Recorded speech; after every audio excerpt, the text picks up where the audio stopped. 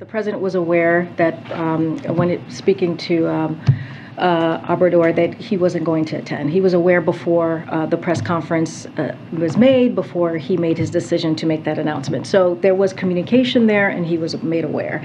Look, we have had candid engagement with the president of Mexico, as well with other regional partners, for more than a month regarding the issue of invitations to the summit. We are going to have it on par.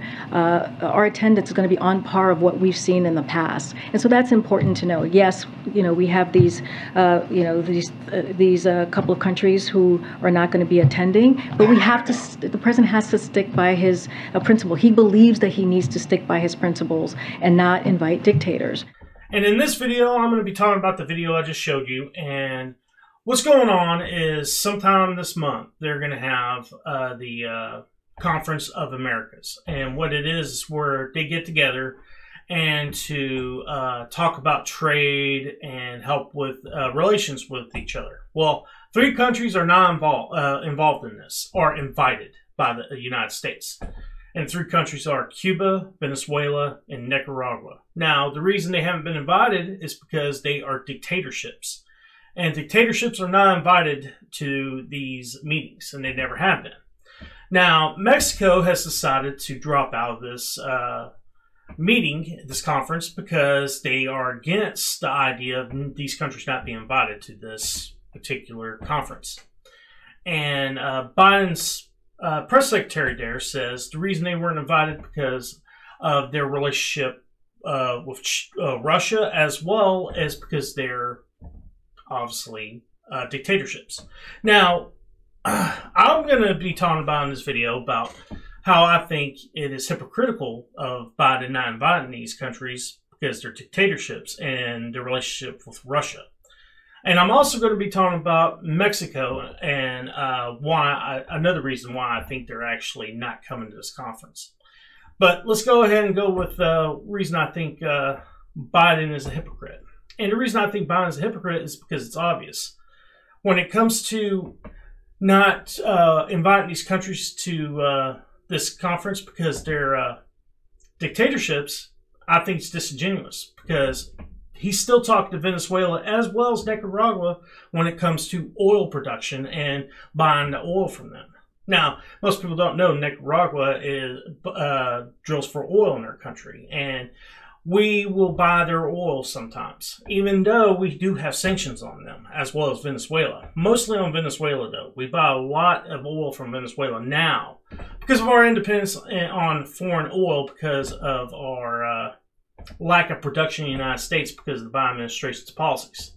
Now, my thing is, okay, they're not allowed to come to this conference because they're dictatorships, but you are willing to talk to them about buying oil. And also dropping some of these sanctions for trade with them as well, in order to try to lower gas prices in the United States. But you're not willing to invite them to talk about other trade opportunities with the United States, as well as other trade opportunities with other countries. That's hypocritical in my opinion. And then when it comes to the relationships with Russia, okay, I get it. You're mad at Russia because they went into Ukraine. I get that. Okay. Then you need to be consistent with that, and also not in trade negotiations, as well as trade with India and China and Iran. And not only that, I think it's hypocritical actually having the nuclear talks with Iran, with who's helping with diplomatic relationships with Iran. It's Russia. That is the only that's the only reason we're able to talk to Iran when it comes to this nuclear deal, is because of Russia. So let me get this straight. You're willing to be involved with Iran and have Russia negotiate the nuclear deal, but not be involved or invite Venezuela, Cuba, and Nicaragua to this summit because of their involvement with Russia when it comes to trade. Now, my whole point with this dialogue is I want consistency.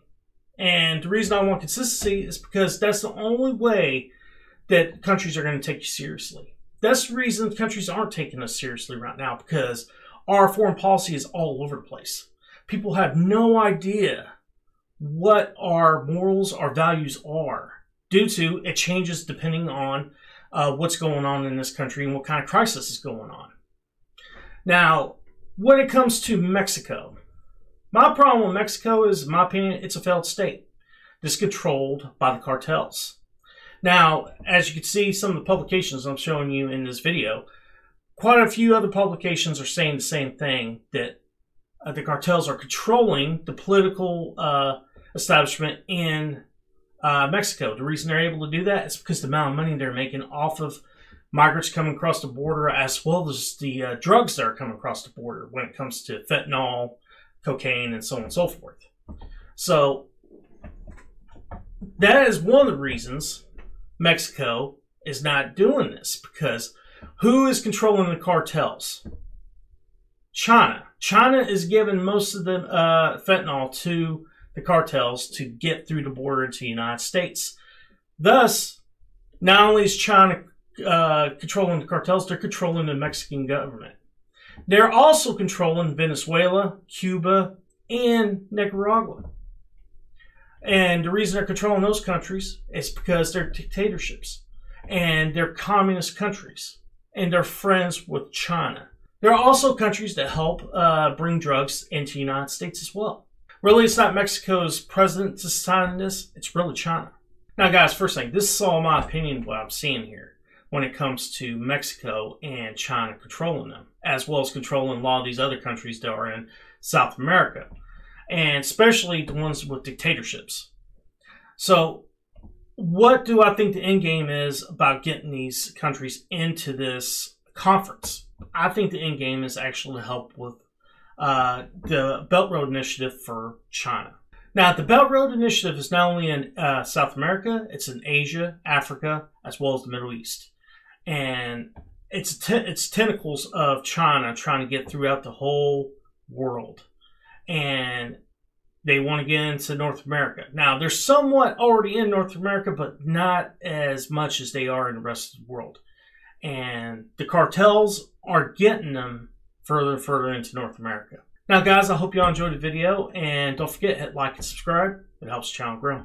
Peace.